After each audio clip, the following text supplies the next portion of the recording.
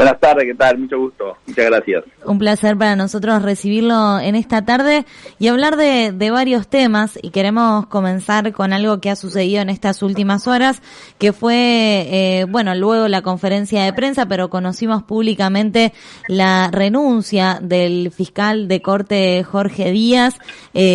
Sabemos que usted además en la Cámara de Diputados ha tenido algunas palabras con respecto a la actuación del ahora ex fiscal de corte.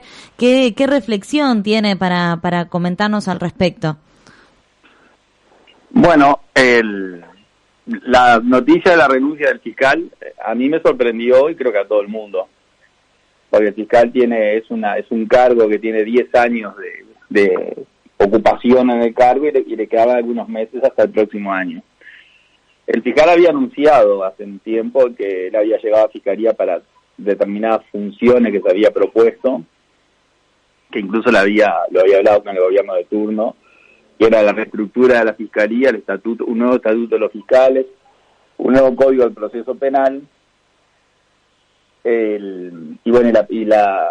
la jerarquización, digamos, de las fiscalías penales, y eliminar una cantidad de fiscalías civiles y de menores que él entendía que ya no correspondía. Eso en realidad ya lo había hecho el fiscal, el doctor Díaz. O sea, a esta altura de su mandato, digamos, eso ya estaba hecho, lo estaba ejercitando. Por lo tanto, nadie esperaba que renunciara cuando le quedaban unos pocos meses aún para estar en el cargo, pero ella había anunciado de alguna manera que el objetivo con el cual había llegado ya estaba cumplido. Es decir que, por ese lado, es una decisión personal, es un abogado joven. Yo dije en muchas oportunidades, en muchos programas periodísticos, que era una persona que trabajaba mucho, que trabaja mucho, que estudia mucho, si no hubiera podido hacer lo que hizo, o sea, la reforma que impulsó.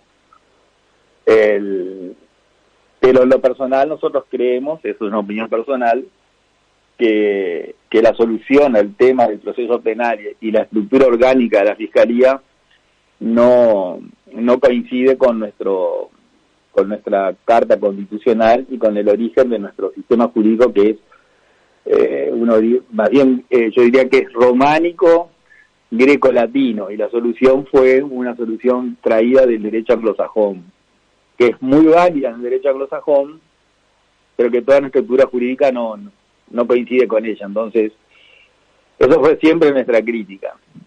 Y después en el accionar del fiscal, nosotros teníamos denuncias, siempre denuncias verbales, incluso de fiscales amigos que tenemos en la Fiscalía, de que había un clima un tanto tenso, que la dirección, o sea, el fiscal de corte, además de cumplir la función judicial, cumplía una función administrativa de jerarca máximo del servicio, y que tenía un modo de accionar que causaba problemas de relacionamiento con los fiscales, por lo menos con los fiscales que hablaron con nosotros, otros no.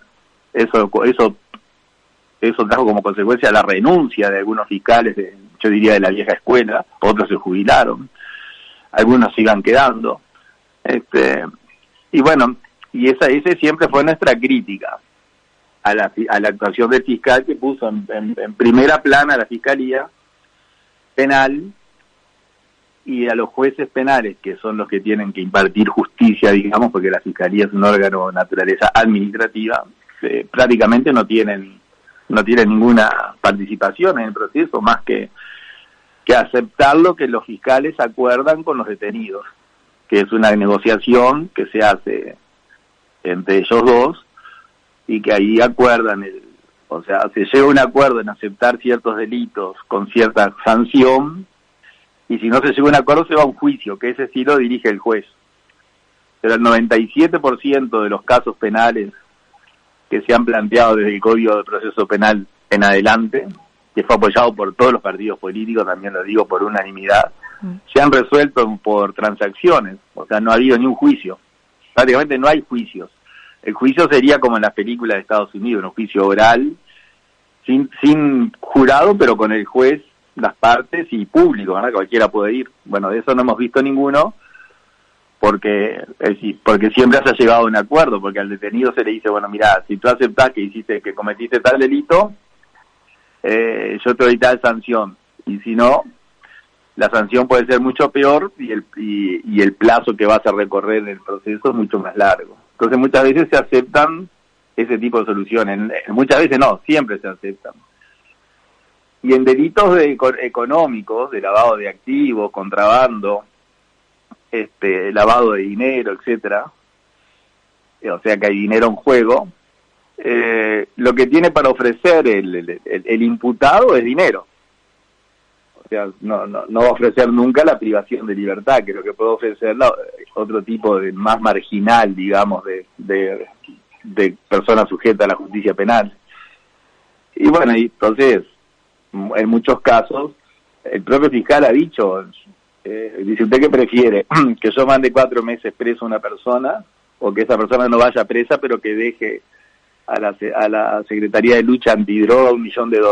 Entonces yo opto por el $1 millón.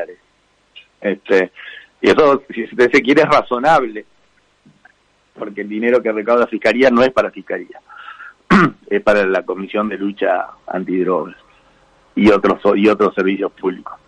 Pero ha habido una enorme cantidad de casos que no son esos, que se han solucionado de distinta manera. Los fiscales no tienen autonomía, el fiscal le puede dictar instrucciones para decirle lo que tienen que hacer. Si el fiscal se aparta de la instrucción que puede apartarse, tiene que fundamentar por qué se aparta, o sea, tiene que explicar. Entonces, muchas veces los fiscales, para evitar ese trámite, aceptan las instrucciones. Entonces el proceso se ha desfigurado. Esto, por ejemplo, sí. Esto, por ejemplo, sucedió con el caso Balcedo. Con el caso Balcedo, que se aprovecha la radio, ustedes que de ahí de la zona. El señor Balcedo, la esposa, públicamente me pidieron que yo con mi discurso en el Parlamento había lesionado su honor y que me pedían que me retractara públicamente. A mí esto ya me lo preguntaron en 2 o 3 emisoras y la respuesta siempre es la misma. Pero como ustedes son de ahí de la zona, quiero aprovechar un minuto. El honor de una persona es personalísimo. Es decir, nadie puede decirle al otro cómo está compuesto su honor. O sea que el honor, en la Constitución, por ejemplo, cuando la Constitución establece los 7 derechos fundamentales del ser humano, pone primero la vida y segundo el honor. Después viene la libertad y último la propiedad. Entonces yo soy una persona que tengo un alto concepto de las personas que defienden su honor. Porque el honor, nadie le puede decir al otro, tu honor consiste en esto. El honor es lo que uno cree de sí mismo. Entonces cuando yo me enteré que el señor Balcedo y su esposa se sentían heridos en su honor, no tuve ningún problema en decir públicamente que me disculpaba públicamente por este medio o personalmente, como ellos prefieran, si de mis palabras había surgido una lesión a su honor. De eso no tengo ni un problema en decirlo porque es el concepto que yo tengo de honor. Del señor Balcedo se han dicho muchas cosas, que han salido en la prensa, en programas periodísticos, y él no ha reaccionado hasta el momento sintiéndose herido en su honor. Bueno, en este momento reaccionó por algo que prácticamente ya se había dicho, pero yo no tengo ningún problema tengo, no lo hago con absoluta tranquilidad porque pienso igual que él en ese sentido, en decirle que me disculpo públicamente si herí el honor de él, de su señora, incluso de sus hijos. Eso por un lado. La pregunta concreta que usted me hacía del caso fue así. El señor Balcedo, por una orden judicial de un juez argentino que le pide a un juez uruguayo que lo detenga por un delito que estaba acusado en la Argentina, la justicia uruguaya ordena un allanamiento en una de sus propiedades. Y en su propiedad encuentra una cantidad de elementos, dinero, armas, autos, etcétera, etcétera, que para la justicia uruguaya que le fue a hacer un favor a la Argentina, constituía un delito en el Uruguay. Entonces, antes de resolver el tema argentino, lo formaliza o lo procesa en el idioma antiguo nuestro en el Uruguay, porque a raíz de lo que encontraron ahí se había cometido presuntos delitos previstos en la ley uruguaya. Bueno, eso llevó un proceso no tan largo, hubo privación de libertad por un tiempo, fue prisión domiciliaria. Recuerdo bien que la esposa de Balcedo, la señora Silvia Freige, invocaba, y tal vez con razón, la atención de su familia, etcétera, etcétera. Lo cierto es que el proceso se cierra por una negociación, que el sistema lo permite. Yo no estoy acusando a Balcedo de lo que hizo porque el sistema se lo permite, así funciona el sistema. Bueno, y en esa negociación, la familia Balcedo entregó una suma de dinero a la Fiscalía y algunos bienes muebles, y la Fiscalía, a cambio de eso, le devolvió, le permitió recuperar la totalidad de los bienes que le habían incautado en forma preventiva. Y bueno, yo estaba en el Uruguay con alguna limitación ambulatoria hasta que termine el proceso, pero absolutamente tranquilo que de lo que se le acusó acá, él ya cumplió, da por terminado el procedimiento. Y eso fue lo que yo dije en el Parlamento, no hablando del señor Balcedo puntualmente, aunque sí lo puse de ejemplo, porque es un hecho notorio, como también hablé del famoso turco, que trajo de Turquía $8 millones, la justicia turca lo reclamó, Uruguay lo capturó, y llegó a un acuerdo con la Fiscalía Uruguaya en el cual entregó algunos bienes, una suma de dinero, y el resto se le devolvió. Un efecto no querido, no buscado, pero que es un efecto de este tipo de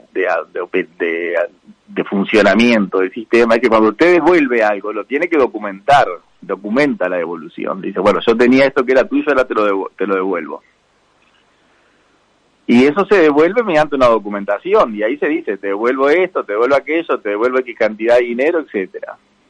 Cuando el gobierno devuelve el dinero que le había incautado, por lo menos inmovilizado, si mañana pasado el señor Balcedo tiene que probar ante cualquier lugar, ante cualquier oficina o justicia, cuál fue el origen de ese dinero, él va a decir, bueno, el origen yo lo aclaré frente a un sistema judicial que me dio un comprobante, que es este.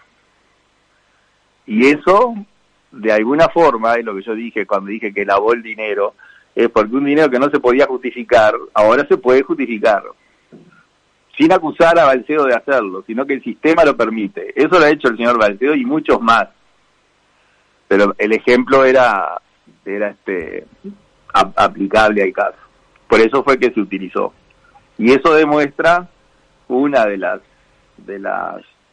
críticas que nosotros le hacemos al sistema, que es mucho más grande que esto. O sea, no tenemos tiempo de hablarlo en este momento, porque yo sostengo, y lo puedo probar, es decir, lo he dicho muchas veces y nunca me ha sido desmentido, vamos a decirlo así, de que el sistema político uruguayo, todos los partidos sin excepción, crearon un Estado paralelo. O sea, nosotros tenemos un Estado legal de derecho. Es un tema un poco teórico y no sé si para hablarlo en una radio. No tenemos un Estado constitucional de derecho, que es muy distinto. Como la Constitución uruguaya del año 67, o sea, tiene 53 años, y tiene ciertas disposiciones que según algunos le impiden al Uruguay en los tiempos modernos desarrollarse con la realidad nueva que tenemos de hace 10 o 15 años, se aprobaron una cantidad de leyes que le permiten a los gobiernos tomar determinadas medidas que la Constitución no le permite. Pero como todos los partidos lo aprueban, queda vigente. Le pongo un ejemplo sencillísimo. El artículo 216 de la Constitución dice que los gobiernos no pueden aprobar ninguna ley que pase de un periodo al otro de gobierno, para no obligar al gobierno que viene, que no se sabe quién es, a hacer algo que de pronto no quiere hacer.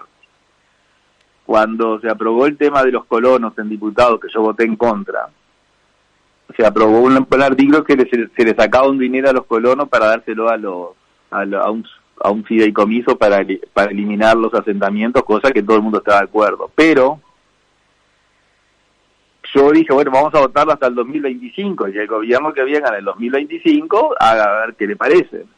Y me dijeron que no, porque para combatir parcialmente los asentamientos se va a recibir un dinero todo junto, y devolver ese dinero que se recibe hoy, con los intereses, etcétera, implica sacarle las partidas a colonización hasta el año 2032.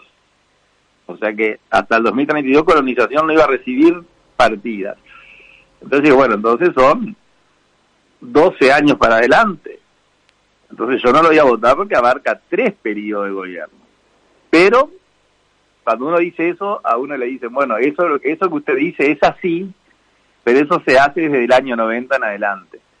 La Suprema Corte de Justicia tiene una sentencia que dice textualmente, todas las leyes de presupuesto son inconstitucionales.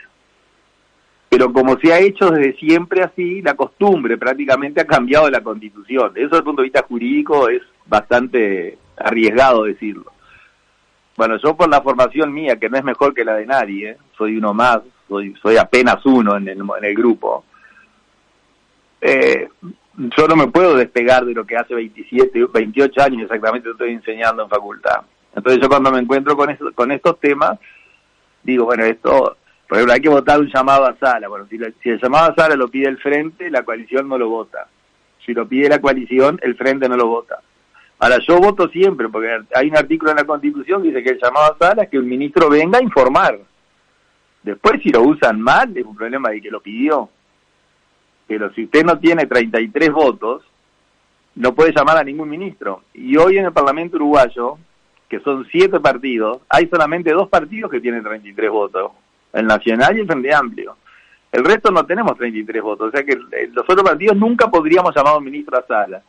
Por eso cuando un partido llama a sala, yo voto con ese partido para que mañana, cuando yo llame a sala a un ministro que ya me pasó, los otros partidos, por cortesía o por lo que fuera, me presten sus votos. Entonces yo entiendo que el sistema debe funcionar así.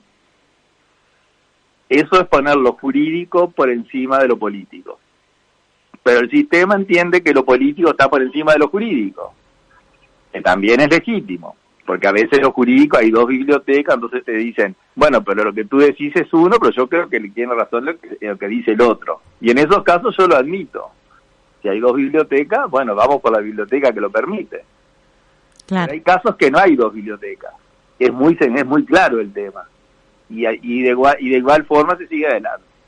Entonces eso es una visión jurídica del Estado, que es un tema filosófico, una concepción de cómo debe ser un gobierno, que yo creo, respetuosamente y con humildad, que el sistema político uruguayo, sin que ningún partido sea una excepción, se ha apartado de esa figura.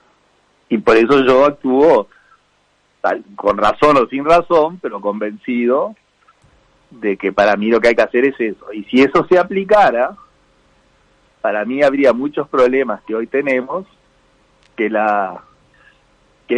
tendrían solución. Yo siempre cito, y ya con esto la dejo, o sea, seguimos, pero termino el tema este. Hay un filósofo inglés que en el año 1600 y algo, Francis Bacon, no es que yo piense igual que él, pero él dijo lo siguiente, dijo, toda la verdad está en la Biblia. Por eso la persona tiene que dejarse de buscar la verdad que ya la tiene ahí y dedicarse a crear riqueza, dijo él. Bueno, después se juntó con Adam Smith, Ítalo y Calvino, que eran dos personajes más de la época, y crearon el capitalismo. Yo copiando esa frase, siempre digo, toda la verdad está en la Constitución. Si uno la aplica estrictamente, hay una cantidad de problemas que hoy tenemos, que no hubieran pasado. Pero el sistema que tenemos cree que no es así, entonces por eso pasa lo que pasa, desde mi opinión. Claro. Con respecto a la renuncia de Díaz, por ejemplo, ¿esto podría ser un problema para el gobierno? No, ninguno, porque él se cuenta que Díaz renunció cuando faltaban unos meses para que terminara el periodo de gobierno. Queda el fiscal adjunto, que es el fiscal Gómez, que es un fiscal de la vieja escuela, un fiscal de carrera, muy bien conceptuado en la fiscalía, una persona muy apreciada, muy bien, además en general la opinión pública que lo ha visto a través de sus apariciones televisivas le ha tomado cierta simpatía porque siempre ha demostrado un perfil se ha conmovido mucho con casos que ha tenido que atender. Y bueno, el fiscal va a tener que subrogar al fiscal de corte hasta que termine el periodo de gobierno, y ahí el Senado va a tener que designar un nuevo fiscal, que lo ideal sería, como fue siempre en el Uruguay, que fuera otro fiscal, porque el caso del doctor Díaz también es una excepción. Usted, para ser juez de la Suprema Corte, tiene que haber... Siempre los jueces de la Suprema Corte son personas que empezaron de juez de paz hace 35 años en algún pueblo del Uruguay. Y todos los fiscales de corte fueron fiscales que empezaron en alguna fiscalía en algún pueblo del Uruguay. Esa es nuestra tradición. El doctor Díaz es una excepción que pasó del Poder Judicial, siendo juez del crimen, a la fiscalía, directo a la fiscal de corte. Fue un caso excepcional en el gobierno de Mujica. Y el Parlamento le dio la veña, o sea que no fue colocado a dedo. El Parlamento votó. Ahora lo que tiene que hacer el gobierno es elegir un nuevo fiscal, que hay 4 o 5 nombres que son manejables, y que ese fiscal, el nuevo fiscal de corte, debería ser un fiscal de carrera. Cabildo va a tener esa postura, o sea, no va a votar un fiscal que nos provenga de la fiscalía misma. Así que para el gobierno se diría que es un trámite. Ahora, lo que le puede preocupar al gobierno es que el fiscal es una persona que depende del Poder Ejecutivo, con esta estructura que hay, que también nosotros estamos en contra de eso. Bueno, pero este fiscal fue nombrado por un gobierno del Frente Amplio. Entonces el nuevo gobierno no creo que elija un fiscal por su filiación política, no lo debería hacer. Pero si tiene la oportunidad de elegir, bueno, tiene la oportunidad de elegir un fiscal que no sea simpatizante del Frente Amplio, que sea simpatizante del partido de la coalición, por ejemplo. Así que problemas para el gobierno no tiene ninguno. Bien. Y, por ejemplo, ¿usted tiene en mente o ha pensado en algún nombre? Yo diría que 2 nombres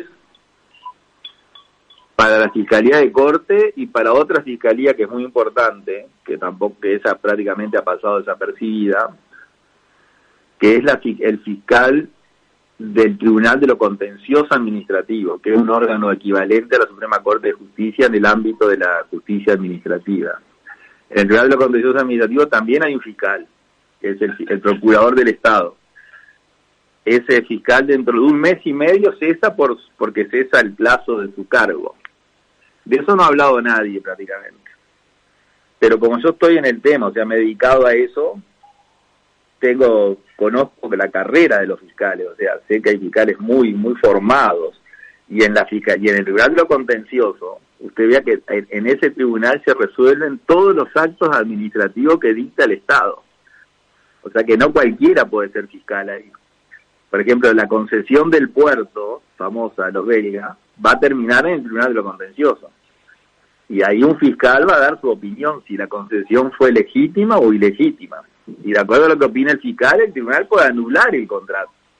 O sea que dése cuenta de la importancia de esa figura, que casi es desconocida en el Uruguay. Bueno, yo ahora no le voy a dar los nombres porque todavía ni siquiera los compartí dentro de Cabildo.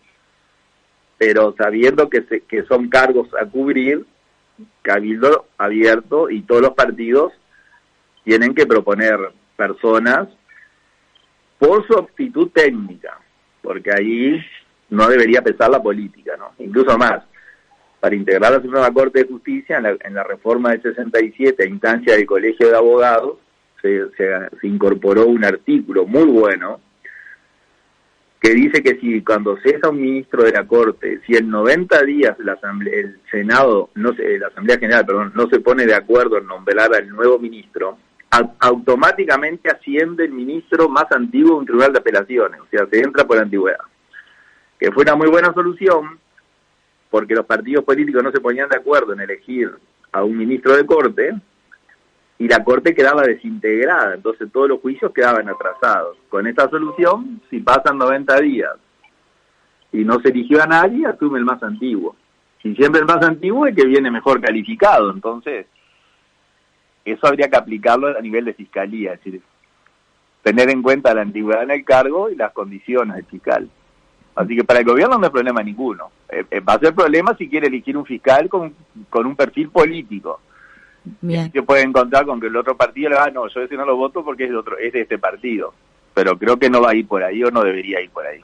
Bien, diputado, por último, y con respecto a esto último que usted mencionaba, la Asociación de Fiscales se ha pronunciado al respecto y acerca del sucesor de Díaz y ha dicho su presidente, William Rosa, que debería ser alguien de carrera para ocupar ese cargo, alguien que tenga conocimiento de la institución, de la problemática que se enfrenta y las posibles soluciones también. ¿Usted está de acuerdo con estas palabras? Sí, no conocía el pronunciamiento de la Asociación de Fiscales, pero coincido absolutamente. Es decir, en esos cargos que son tan técnicos, pues vamos a decir así para que usted me entienda, diputado puede ser cualquiera. O sea, si usted consigue que lo voten X cantidad de personas, usted sale diputado. O sea, no hay ningún requisito para ser diputado. Usted puede ser analfabeto y ser diputado. Lo único que tiene que tener es la nacionalidad y la ciudadanía en vigencia. Es el único requisito que está muy bien. O sea, para mí es excelente la solución constitucional. Pero fiscal no puede ser cualquiera. Fiscal en todo el Uruguay habrá 7 o 8 personas que pueden ser. De todo el sistema. Porque tienen que ser fiscales letrados departamentales, o sea, ya tienen que ser gente que haya llegado a casi el máximo de la carrera en fiscalía. Y para ser fiscal letrado, usted ya pasó por fiscal adjunto, fiscal en el interior, ya hizo toda una carrera de 20 a 25 años. Entonces tiene que ser alguien que venga de dentro de fiscalía, eso no hay ninguna duda. Como en el Poder Judicial, usted no tiene ni una chance de ser juez si no empezó siendo juez de paz dentro del Poder Judicial. Entonces claro, aquí es donde usted profesionaliza el servicio. Bien. Entonces yo coincido plenamente con la Asociación de Fiscales y los nombres que yo tengo son fiscales, o sea, no son gente de fuera del sistema. Bien. Diputado, no nos queda más tiempo. Le queremos agradecer por este contacto con RBC, sobre todo que ha sido muy claro en sus palabras y bueno, y quedamos también a las órdenes y en contacto para lo que usted quiera. Bueno, yo le agradezco enormemente. Fue muy buena la nota, muy con mucho tiempo, o sea, me sentí muy cómodo, así que le agradezco su atención y estoy a las órdenes también cuando crea que pueda aportar algo, simplemente me avisa. Muchísimas gracias. Muchísimas gracias y hasta pronto. Gracias.